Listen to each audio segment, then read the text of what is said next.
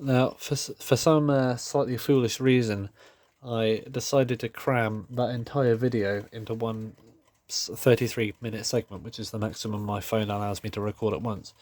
I didn't succeed, so I've still got a few to mention. So this will be a slightly shorter part, so it will be a bit unbalanced, but I'll take my time with this one, so don't worry. Whew, take my time. So in the previous one, we ended with the good morning, and its small sort of successor, the good morning with the different movement. So let's move on with the 66 Spectrum, and we have, actually, going back before the good morning, is a model called the Continental. Now I'll get my little advert page up again, and we can see right here, blah blah blah, Continental.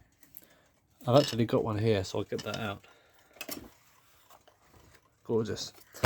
A charming contemporary alarm clock to grace any room in the house. Ivory case with white and grey dial, and polished brass base and bezel. Spot luminous hands, there they are, and numerals. Centre sweep alarm set. Westclox 4-inch anti-friction movement. Rousing bell alarm, height 4.5 inches. So there's a lot to pick out of there. I'm going to tell you all I know about it right now. So there appears to be an early and a later version of this movement, or this clock rather. I've got 3 of these actually, in various states of decay. Now we've got another situation, we've got 2 from the same month. So this one here is from September 1961. So this is actually in good morning era. So this case design lived on past the sleep meter, which it obviously is, just a fancy sleep meter with a fancy dial on it. Don't tell the customers that though. This is from 61, Continental, presumably named after the clocks they have in continental Europe. I've not seen a clock in continental Europe that looks like that, to be honest. This is the most uncontinental looking alarm clock I can think of, actually, because I'll just quickly get a continental clock. Yeah, when I think of a continental alarm clock, I think of something quite like this. This is a German Peter alarm, the most continental, generic European alarm clock you can get, really. Actually, Peter clocks are very good quality, but the design of it is, you know, once you've seen one 60s German or European made alarm clock, you've seen them all, to be honest. So yeah, anyway, back with this, and this very, very Westclox looking clock. That one's from 1961 and it has glass on it. These two do not, unfortunately. This is from 663, so that's February 1963. These are the dates actually stamped into the movement, by the way. In case you're wondering where I got all these dates from, they're stamped into the movements, but just having them penciled on the bottom allows me to remember that without having to open the clock up every time. So, yeah, 663 on this one, and I believe 663 on this one as well. So they're both from the same month, both from June 1963. Quite a late date for a 66. Yeah, only the blue good morning I showed earlier so far has been later.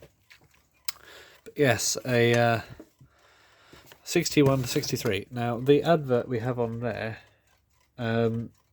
is older than these, mainly because it mentions the sleep meter instead of the good morning, so it's before about 1961. So they obviously kept these going, but ditched the sleep meter in favour of the good morning. But interestingly, what it says on the site is ivory case with white and grey dial. So ivory case, check, ignore the base right now, with white and grey dial. So the dial was probably at one point white. Grey, though, I'm not seeing the grey. There's gold on there, like metallic gold, which looks quite good, but no grey. Maybe they used to be grey. And it says spot luminous hands and numerals. Spot luminous means there's a little blob of luminous paint instead of having the whole sort of number like this made out of paint, luminous paint. And as you can see, these lines here are luminous paint. These little lines here, those ones there, those 4, and the hands have a bit of paint on them as well. So not as much luminous paint for your fancy clock, but centre sweep alarm set. That is what this is. Very nice indeed. Allows for accurate alarm setting, I believe. Westclox 4-inch anti-friction movement. I've no idea where they got that name from, to be honest. I believe Westclox called the 66 movement the 4-inch movement, but anti-friction movement, I've got no idea what that means. There's nothing special about the ones in here compared to the ones here, as far as I know. I'm just going to check that actually. If there's any difference between the 4-inch anti-friction movement they put inside the Continental and the, well, generic 66 they put in all their like run-of-the-mill alarm clocks, then I'll be quite amazed. Anti-friction, eh? Well, that's obviously not anti-friction right now. There's no mainspring in it. 563. Oh, I got that wrong. It's from 563. Oh, it is from 563. Where did I get 663 from? Oh, sorry, you're not from the same month. Oh dear. What am I like? Yeah, there's no mainspring in here, but as far as I can see, there's nothing anti-friction about this. I mean, friction is something that you don't want in an alarm clock movement, but anti-friction, I don't see what is, what's different about their normal movement that goes into this one. I think they were just trying to be, like, say a selling point there that doesn't actually exist. So we'll ignore that and presume that it's just a selling thing, but a selling tactic that apparently means something where it probably doesn't. But it says polished brass base and bezel. Now, these do not have a polished brass base nor a polished brass bezel. Now, the one in the picture appears to have a shinier base, but this one is actually painted black. So I believe they originally did have a polished brass base and bezel, but to save costs, they instead painted the base black instead of polishing it up, and gave it a plated bezel instead of a brass bezel. The earlier ones in the 50s did in fact have solid brass bezels, so I assume at one point this advert was indeed correct. Still not sure about the 4-inch anti-friction movement though, but they're right about the rousing bell alarm. Let's just get this rousing bell alarm going. How rousing is this? Ready for this? Rouse me, baby. Oh wow, okay. It's indeed quite rousing. So that's the Continental, a fine looking clock. Now, there are 3 more clocks to cover, so I'll get to them now. First of all, we have the Lark, the Westclox Lark. This is the Westclox Lark, a very nice clock indeed. It has a lovely pearlescent moulded plastic dial with sort of gold numbers on there. Westclox there. The nice modern hands I was mentioning earlier, also on the Continental. This Lark here is from March 1959, but it's in this unusual seafoam colour. It would have had a glass lens, but I didn't have any, so I gave it a plastic one. It would have had a more goldy brass bezel as well, but this one is sort of worn, so it's just copper, so it looks kind of weird and pink. So you've got clashing colours right here with this sort of corroded-ish pink bezel on this blue thing, but it would have been nice shiny gold at one point. You got this very nice, for a 66 this is quite unusual. Remember, 66 is the movement that's inside here. One of these. Blah blah blah blah. Yeah, you've got this button on the top, and if you look at my series, my video series on this channel that I did about this Westclox Lark, it is ready to watch right now. Go ahead and watch it and then come back here and then comment about how amazing it was. You will see how exactly this button thing works. It's quite clever, but it's a whole bit of contraption going on that is, I imagine, adds quite a lot of complexity to the movement, and indeed it does. But you see it's got these lumps here as well. I mean, usually you'd have either screws, which the earlier ones had, but around about 1957 they got rid of the screws and replaced them with just yeah, you've got these indents instead. So these little indents help line up the movement, and they go into where the screws would have been, which are these little holes here, which are basically just the pillars that hold the movement together. But yeah, they usually have screws in them, but later they just gave them these little indents. But why does this one have big lumps instead of little indents? Well, inside these indents you've actually got little rubber little beads, little rubber caps in there, and they sit in the ends of the pillars where the screws usually go in. And instead of sort of being screwed directly into the back, they're sort of pressed up via the force of the bezel and the thing, which is what they did later on anyway. But or not later on at this time. But instead of pressing the metal directly up against the back of the clock, they've got these rubber bits here, and they soften, they blow a little bit. They make the movement actually sort of soft inside the case. And they've advertised it as gently ticking luminous alarm. And I can confirm, it kind of dampens the sound a little bit, having these little bits of rubber in there. So that's a very nice little feature. Of course, my particular example, if you saw my series, does not have those rubber bits anymore because I don't have any rubber bits to go in there, but it did have at one point. I think I lost them. So I've replaced them with bits of cardboard instead, but it does still do a little bit of a job. It says, lark, hark the lark, gently ticking luminous alarm with raised gold-faced numerals on white pearlescent dial, automatically resets when wound.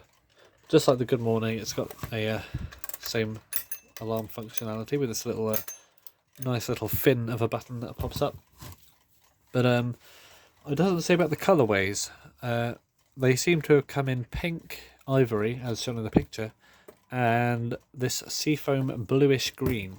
I believe it's called seafoam, but I'm not sure. I bet Westclox probably called it something else. Now, according to the advertising as well, I can't find that particular document right now, but the Lark, I mean, it's quite a high upmarket clock. It was actually advertised as the perfect gift. So the sort of clock you'd give to someone as a gift to show how amazing they are, or something, I don't know, or how good you are at choosing alarm clocks. It sort of also had a little felt feet on the bottom as well, on this die-cast base, which is, again, one up on the sort of normal steel ones. But yeah, the gift clock, it said. And it was obviously something quite special, because if you look at this piece of advertising here, for the dealers, you would have this special as the stand just for the Lark. Now, a display stand is quite a privilege for a clock, and usually maybe the Big Ben and the Baby Ben, Westclox's flagship models, would get stands, and all the other ones like this would sort of just sit there like, oh, I'm a clock. But yeah, evidently the Lark was deserving of its own display stand as well, and it is indeed a slightly more upmarket clock. However, it still has the basic Workhorse 66 movement in it, which is quite interesting. Also, there's a strange little raised bit around that knob there. I'm not sure what that's for. I think that's because there's a washer directly underneath it, and maybe they were scraping in the prototypes, so they put that there. So yeah, cool. That's the Lark. Now, I said there would be 3 more, but there are actually 4 because I just forgot about one. So I'll get to that now. It is, in fact, the Westclox Kestrel. And the Westclox Kestrel is, in fact, another variant of the Spur. Now, the Spur variants I've talked about in the last video are the Westclox Spur, which is this one here. Picked a bad example, but that's what this model is. The Logan is the electric Spur. The Tide is the... Actually, no, sorry, the Logan's nothing to do with it. Different model. Sorry, we got the Spur, and we got the Kestrel, so there are only 2 actually. We got confused with the Tide then for a second. Yeah, so that's the Spur. Now, they gave the Spur the same treatment as the Lark. Now, I don't see the Kestrel getting its own display stand. However, I presume it might have done, because I just couldn't find it.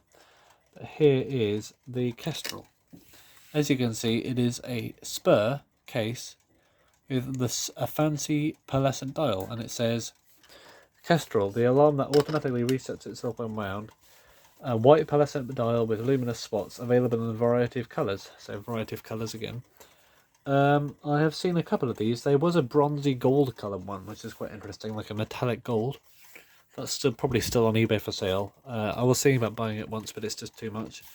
But interestingly, it has a plastic button on the top, So much like the Lark does with the button on top, they actually modified the spur case to have a little button on top of that as well.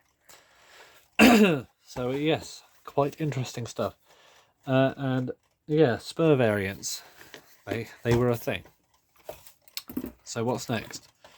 Also, just worth pointing out that later on the spur was shrunken down just like the Good Morning was, and called the Trim. So yeah, that's another little bit of information.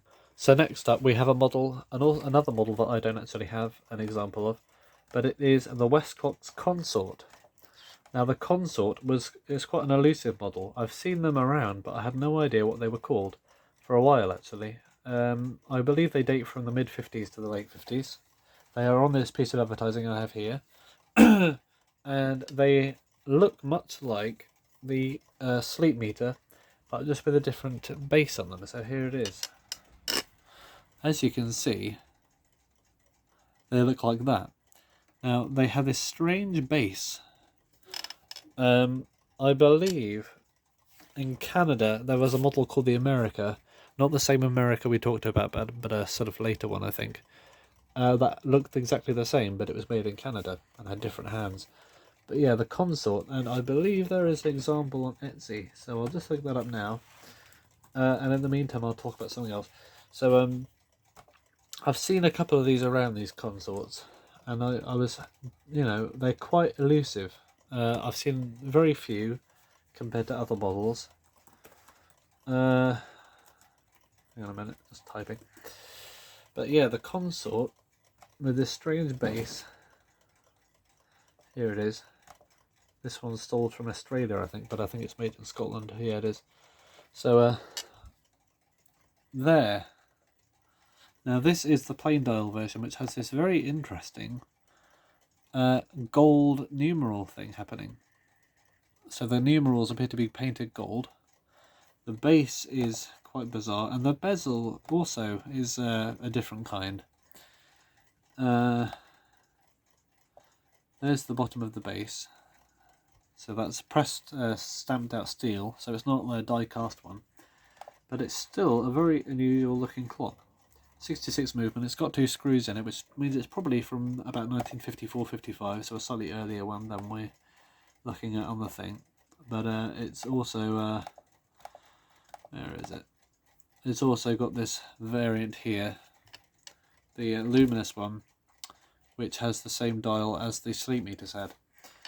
So yeah, the Consort, and the bottom of our advert here is cut off because that's the end of the picture, but I believe at the top of the picture there's also some more information about the model, so I'll just see if there's anything to say about it.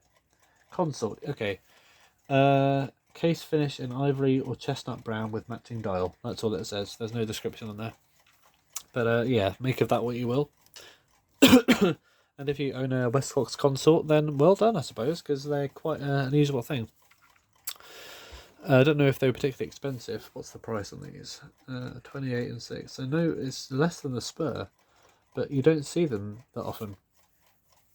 Interesting. And I think the last clock we have here is it the last one? I believe it is the last one. The Westclox Jock. Now this is an unusual clock. I do not believe it is a distinct model, but in fact more of a name. So the Westclox Jock, or just Jock clock, was made in Scotland, and I believe it was released sort of anonymously. It does not say Westclox on there, it just says made in Scotland. So if you take one from the same period, like the Good Morning, it says made by Westclox Limited Scotland, or you take a sleep meter made by Westclox Limited Scotland. No, this just has made in Scotland on it. No name Westclox on here at all. But the Jock clock seems to be sort of an anonymous offering, maybe for sort of drug stores or sort of supermarkets or something. And very interestingly, this one has the sort of weird seafoam colour. The same case exactly as the sleep meter from the mid to late 50s. But this one is from 1965. Now that makes it the latest 66 model in my collection. it's quite unusual because by 1964 it was previously believed that all the models which once had 66s were replaced with ones containing the smaller movement like this, which they had in the Baby Ben. However, until about 1966 there still were a few, and none of the like normal Westclox alarms like the sleep meter, the good morning, still had them because they were sort of quick to update those. But a couple of the more sort of unusual offerings like the anonymous jock here, they got they had the movement for a bit longer. Now this dial design, I believe, is exclusive to these jocks. However, they came in a variety of case designs. They came in the same case as the good morning. They came in the same case as the sleep meter, and they also came in the same case as whatever another design is. So I'll see if I can find that. So see what you make of this. This base on here. Yeah, quite unusual. But it's got a painted bezel and different, slightly older design of hands. So yeah, this 1965 offering is a very late example of a Model 66 movement, but it's great to see what they were like in November, in fact, so very late. It's good to see what they were like right at the end before they got replaced. Now, I'm going to say these fall under the same category because they're also anonymous offerings, but they were the jock, right? But they were also, I've seen these go under other names as well, and I'll get that up in a second. So, yeah, there were also other weird anonymous offerings, such as the Mickle clock. So I've no idea what Mickle means. It's M-I-K-L. So zoom in on there for you. Mickle. Yeah. Is it milk spelled wrong? I'm not sure. I've seen two of these. There's this one, and there's also this beaten up version from a stock photo. No, it wasn't a stock photo. It was an Etsy listing from a long time ago, I think. This is a very trashed example of it. But yeah, it's a just a generic Westclox alarm. But interestingly, it doesn't say made in Scotland on the dial, like the anonymous jock does. I suppose jock is a Scottish thing anyway, isn't it? But Mickle here says made in Great Britain on the bottom. Now, although it says made in Great Britain on the bottom, on the actual back of the clock stamped, it does indeed say made in Scotland anyway. But there was also this as well, called Zobo. Now, Zobo was the name of, I believe, an American pocket watch, or something made in America by Westclox. A weird name, I quite like it though. But that's exactly the same story as the Mickle here. Same dial, same everything, just the name. Instead of Mickle, whatever that means, it says Zobo, which actually does have a Westclox connection. Also says made in Great Britain though, and maybe Mickle was a Westclox thing, I just need to investigate it. Same back as well, it does say made in Scotland there, it's just quite faint. But yeah, I like this design. I want to find one of these that's cheap. I believe this one's for sale right now actually, it's a lovely colour. Yeah, Zobo. But in fact, Zobo was also used on Westclox alarms made in Hong Kong in the 70s as well, maybe 80s. I used to have one of those, but I sold it. But yeah, it looked much like this, but it just had a cheap aluminium movement in it. But yeah, 1965, very behind its time. So I believe that is my collection and the Westclox product range gone through, the Scottish product range. So thank you for watching this amazing two-part video. If I've missed anything out you can think of, then let me know. There are a lot of Westclox mantle clocks and non-alarms that were made as well in this country, more than the alarms I believe, but I don't have any examples of them and they're quite hard to find information about, and they just don't have the same appeal as the alarms. They're good to look at, but they're all just time-only movements of the same. But if you have a particular Westclox, wooden mantle clock, or table clock, whatever you think it is, and you want to know what the model name is, just let me know. Maybe send a picture to an email address I will send to you if you ask in the comments. Then yeah, I'll see if I can identify it. But this series is just about the alarm versions. But yes, worth pointing out that they were indeed versions of this movement without the alarm hardware in them, so just this part, that were put into mantle clocks. Yeah, so that's this video concluded. So thank you very much. Thanks for being patient if you were waiting for this video for a long time. And the next video in the series is about, I think the next one will be about, it'll be a short video about non-Westclox clocks with a style 66 movement in them. So yes, quite interesting stuff. I believe I'll also, actually no, I'll include that, because there's a connection there, into the foreign Westclox video as well. I will briefly cover Westcloxes made in other countries, like not America, because that's what Greg's doing, but and everyone knows about that anyway. But there's places like Brazil and Australia, because they had their own slightly elusive factories as well. So yes, thank you for watching, and be sure to give me your clocks